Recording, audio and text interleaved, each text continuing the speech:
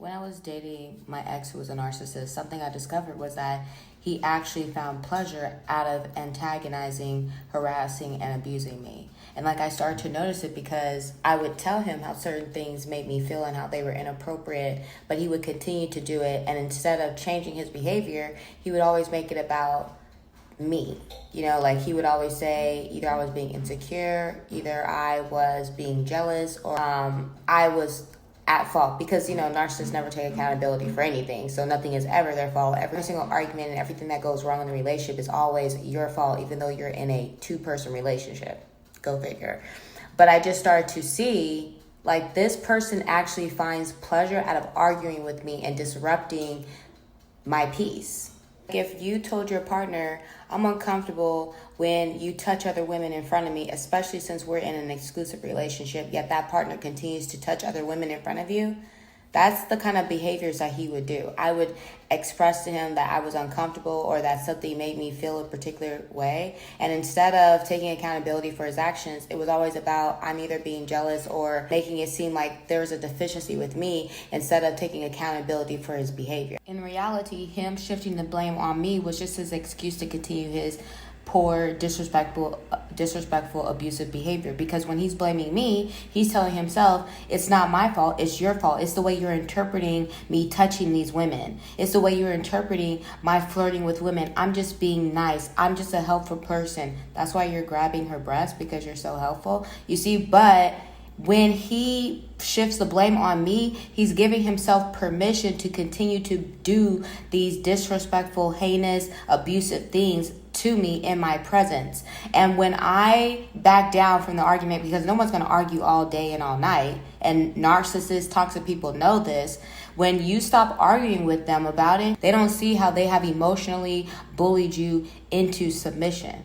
They don't see, even if you were to forgive them, because maybe you're thinking to yourself, maybe I did overreact, maybe I did see it wrong, which you didn't. Now you're gaslighting yourself, but that's another episode. So narcissists and toxic people don't see forgiveness as grace. They see it as permission. They see it as you condoning it. And that's why they continue to do it. And that's why they don't change, because there has been no consequence. You are basically tolerating it, and they know what to do. Oh, I'm just going to gaslight. I'm just going to throw an adult tantrum. I'm going to do all these things that they do. And what happens? You continue the dance, right? He does something else disrespectful. You speak up about it, or maybe you don't. I don't know what type of woman you are. If you speak up about it, they're just going to bully you back into submission. They're going to bully you back into your insecurities. They're going to gaslight you. They're going to make you feel shame and guilt for even bringing it up, because they're just trying to be a nice guy and you're just so insecure. Think about it, though. You have a logical brain. Use your logic.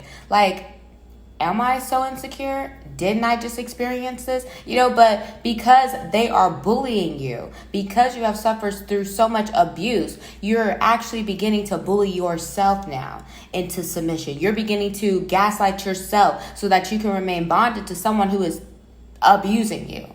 And this is why they continue to do it, and just continues to be a dance, because they know at the end of the day, you're not going anywhere.